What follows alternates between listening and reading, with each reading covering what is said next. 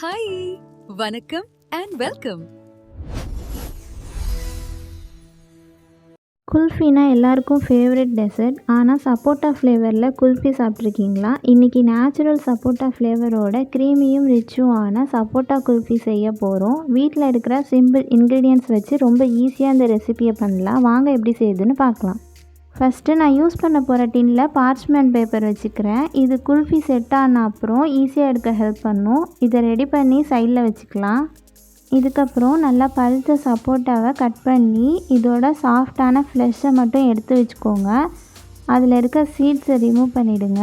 இதுதான் நம்ம குல்ஃபிக்கு நேச்சுரல் ஸ்வீட்னஸும் ஃப்ளேவரும் கொடுக்க போகுது. ஸோ இதில் இருக்கிற அந்த சாஃப்டான ஃப்ளெஷ்ஷை மட்டும் எடுத்து தனியாக எடுத்து வச்சுக்கலாம்.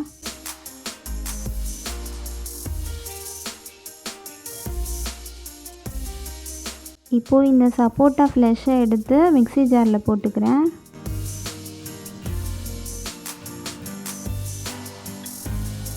அதோட டேட்ஸ் 4லேருந்து 5 சேர்த்துக்கிறேன், சீடு இல்லாமல். டேட்ஸ் சேர்க்குறனால ரீஃபைன் சுகர் தேவையில்லை, நேச்சுரலாக ஸ்வீட்டாக இருக்கும். அதோட கொஞ்சம் முந்திரி, கொஞ்சம் பாதாம் சேர்த்துக்கிறேன். பாதாம் கம்ப்ளீட்லி ஆப்ஷனல் தான், ஆனால் சேர்த்தா டேஸ்ட் ரிச்னஸ் இன்னும் நல்லாயிருக்கும். நெக்ஸ்ட்டு கொஞ்சம் பன்னீர் சேர்க்குறேன். பன்னீர் தான் இந்த குல்ஃபிக்கு க்ரீமி டெக்ஸ்சர் கொடுக்க போகுது. க்ரீம் யூஸ் பண்ணாமல் கூட சூப்பர் சாஃப்டாக வரும்.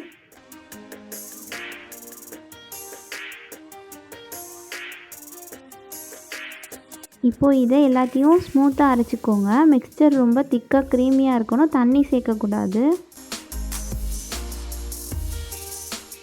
நல்லா ஸ்மூத்தாக அரைச்ச இந்த மிக்ஸ்சரை நம்ம ஆல்ரெடி பார்ச்மெண்ட் பேப்பர் போட்ட டின்னில் இதை ஊற்றிக்கலாம்.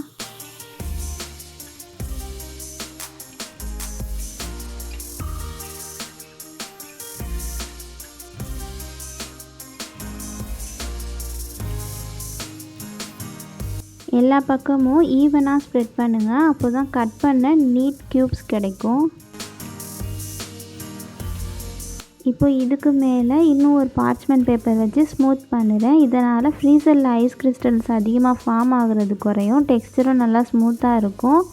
இப்போது இதை ஃப்ரீசரில் மினிமம் 6லேருந்து 8 மணி நேரம் வைக்கணும். பெஸ்ட்டாக உங்களுக்கு வேணும்னா ஓவர் நைட் வச்சா இன்னும் சூப்பராக இருக்கும். இப்போ இதை ஓப்பன் பண்ணி பார்த்துடலாம்.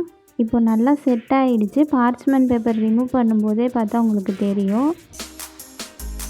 இப்போது நம்ம வெளியே எடுத்து க்யூப்ஸாக கட் பண்ணி எடுத்துக்கலாம். சப்போட்டா செலக்ட் பண்ணுறதே இம்பார்ட்டண்ட்டு தான். ரொம்ப ரைப் இருந்தால் தான் ஸ்வீட் நேச்சுரலாக கிடைக்கும். இந்த மாதிரி ஃப்ரூட்ஸ் வச்சு குல்ஃபி பண்ணினா நேச்சுரல் ஸ்வீட்னஸ் ரொம்ப நல்லாயிருக்கும். இந்த சப்போட்டா குல்ஃபியை நீங்கள் செட் பண்ணும்போது உங்களுக்கு பிடிச்ச ஷேப்பில் மோல்டு யூஸ் பண்ணலாம். ஐஸ்கிரீம் ஸ்டிக்ஸ் யூஸ் பண்ணி ட்ரெடிஷ்னல் குல்ஃபி மாதிரி செட் பண்ணலாம், இல்லை கப்ஸில் கூட போர் பண்ணி செட் பண்ணலாம். ஈவன் நீங்கள் டிஃப்ரெண்ட் மோல்டு யூஸ் பண்ணினா அது டிஃப்ரெண்ட் ஷேப்பில் க்யூட்டாக வரும்.